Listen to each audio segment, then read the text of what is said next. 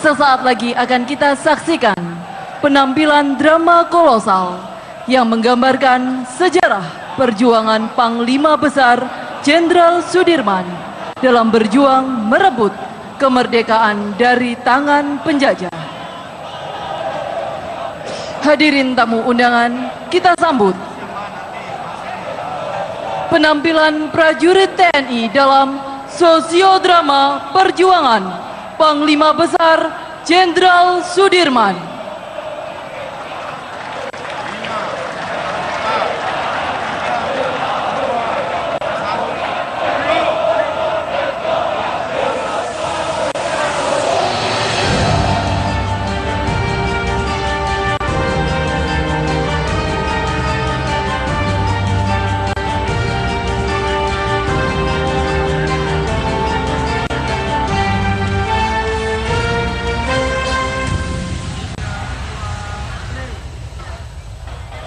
Yogyakarta, 19 Desember 1948. Rakyat sedang menikmati semburat matahari pagi. Mereka hidup rukun, bekerja, berdampingan, dan saling mengasihi satu sama lain. Keceriaan dan kebahagiaan senantiasa menghiasi kota Yogyakarta. Santun, tegur sapa, dan bahu-membahu. Oh Tuhanku, berikanlah aku kekuatan, ya negeriku, untuk merdeka.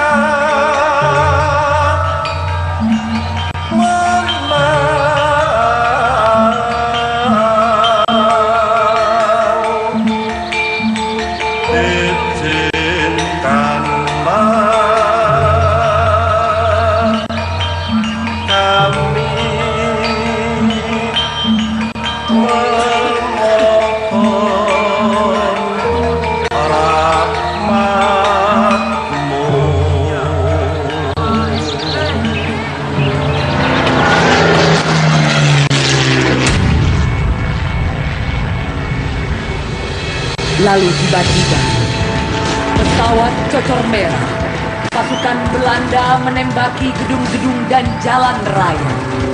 Rakyat Jogja berlarian, mereka menyelamatkan diri. Dan terdengarlah ledakan bom yang membahaya, mengguncangkan dada dan seluruh wilayah Yogyakarta.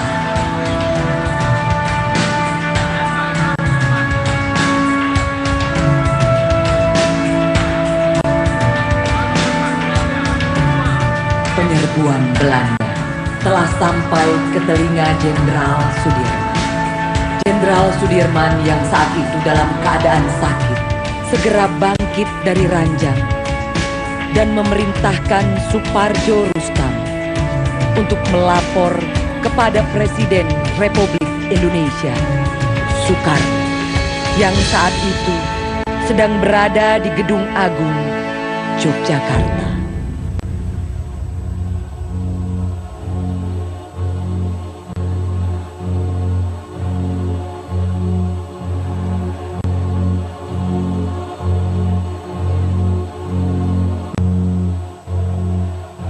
Bung sedang sakit, sebaiknya Bung pulang dan beristirahat dahulu. Tidak, Pak Presiden. Saya harus berjuang. Negara membutuhkan saya justru pada masa-masa sekarang. Jenderal Sudirman meminta Kapten Cokro Pranolo untuk mengantar istri dan anak-anaknya ke dalam benteng keraton.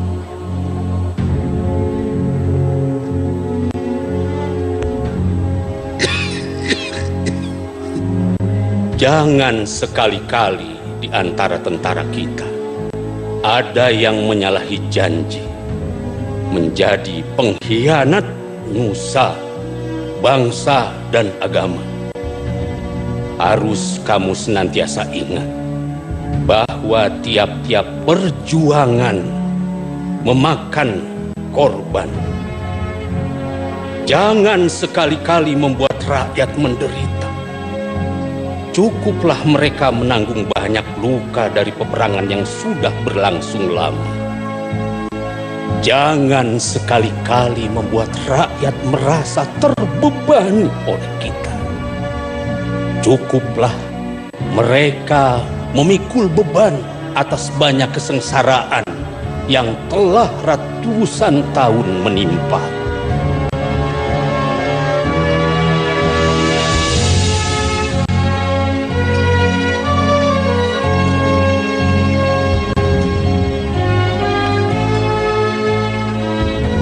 Jenderal Sudirman memutuskan untuk bergerilya melawan Belanda, dan pasukan Belanda pun berusaha menangkap Jenderal Sudirman, hidup atau mati.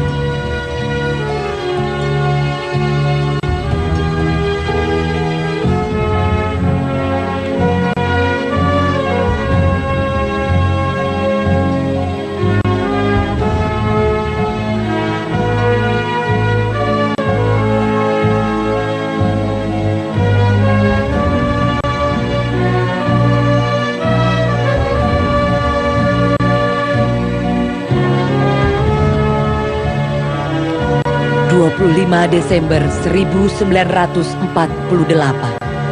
pasukan Jenderal Sudirman tiba di Kediri. Suasana kota sangat riuh dan bergemuruh, sedangkan pasukan Belanda berada di puncak semangat setelah berhasil merubuhkan pertahanan Kediri dari selatan.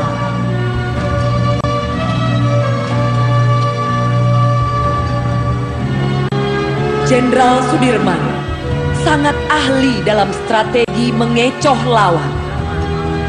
Berkali-kali pasukan Belanda menyerang markas Jenderal Sudirman, namun gagal menangkap sang jenderal.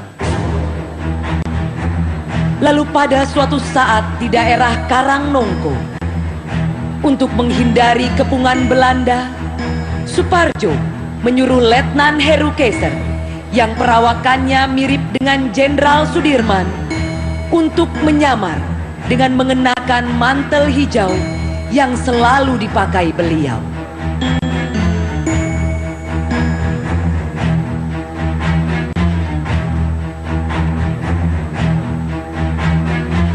Itu Sudirman. Dirman!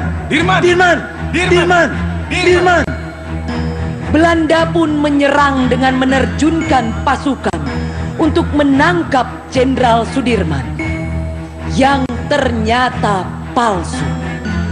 Jenderal Sudirman pun berhasil lolos.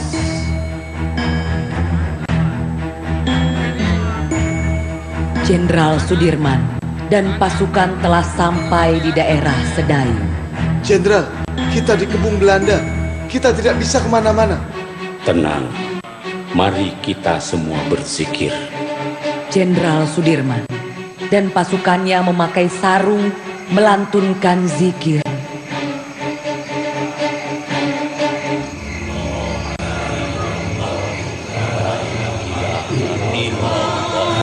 La ilaha illallah, la ilaha illallah, la ilaha illallah, la ilaha illallah. Seorang mata-mata kemudian melaporkan keberadaan Jenderal Sudirman kepada pihak Belanda.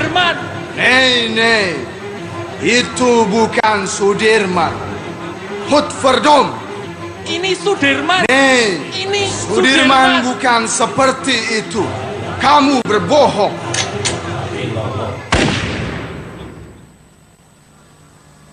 Pak Yai, saya penasaran. Apa jimat Pak Yai? Belanda sudah mengepung, tapi kok Pak Yai tenang saja? Kamu ingin tahu? Saya punya 3 jimat. Jimat yang pertama, saya tidak pernah lepas dari bersuci. Jadi kalau batal wudhu, kamu bawa kendi saya berwudhu. Itu jimat yang pertama. Jimat yang kedua, saya selalu sholat tepat waktu. Dan jimat yang ketiga, semua saya lakukan dengan tulus dan ikhlas, bukan untuk diri sendiri, bukan untuk keluarga, bukan untuk institusi, bukan untuk partai, tetapi untuk seluruh rakyat dan bangsa Indonesia. 22 Maret 1949, pasukan Jenderal Sudirman tiba di Desa Sobo, Kabupaten Pacitan. Strategi disusun dan logistik serta komunikasi semakin baik dengan bantuan informasi melalui pemancar radio.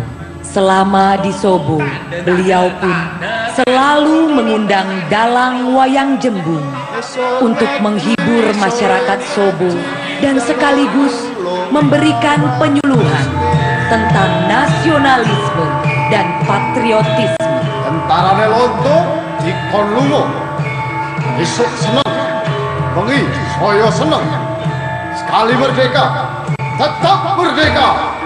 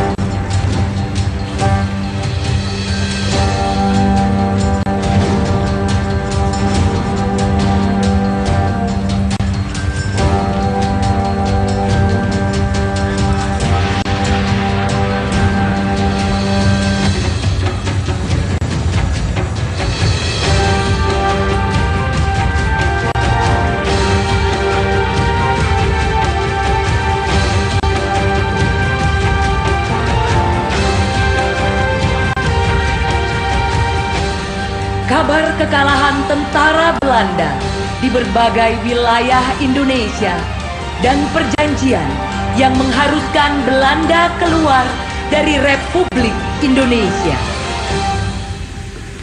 Akhirnya, Jenderal Sudirman memutuskan kembali ke Yogyakarta untuk menemui Presiden Soekarno. Jenderal Sudirman berkata kepada Presiden Soekarno, Aku serahkan kembali negara kepada tangan dan pundak pemimpin bangsa. Tugasku sudah selesai. Terima kasih. Sekarang sudah saatnya Adinda istirahat.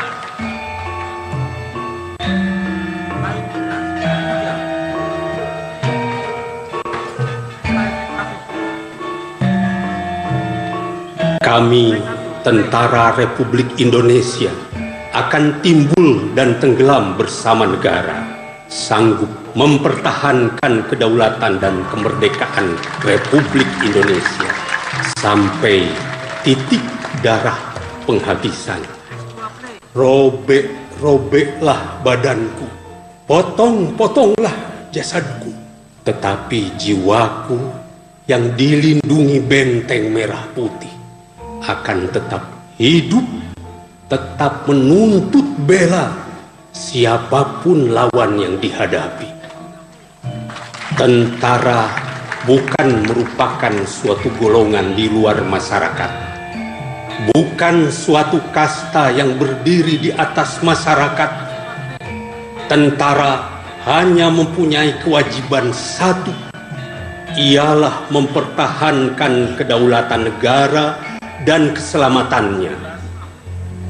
Kamu sekalian telah bersumpah bersama-sama rakyat akan mempertahankan kedaulatan Republik kita dengan segenap harta benda, dengan jiwa raga. Jangan sekali-kali di antara kita ada yang menyalahi janji, menjadi pengkhianat, musa, bangsa, dan agama.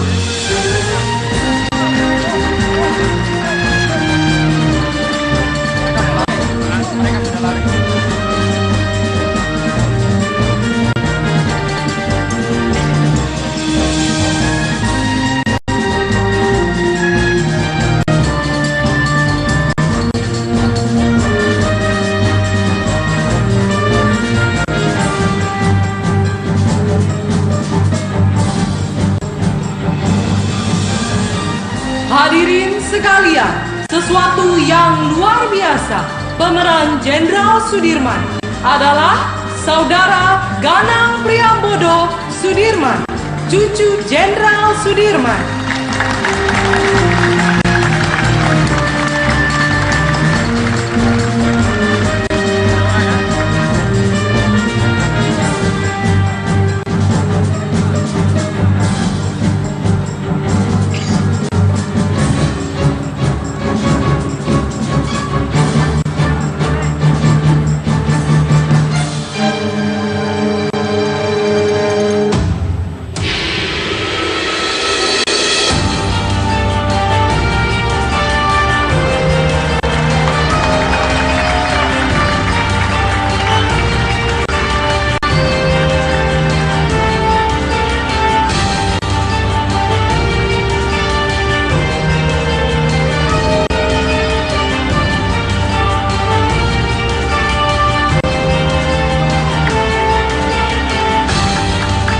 Demikian di persembahan drama kolosal yang menggambarkan sejarah perjuangan Panglima Besar Jenderal Sudirman dalam merebut kemerdekaan.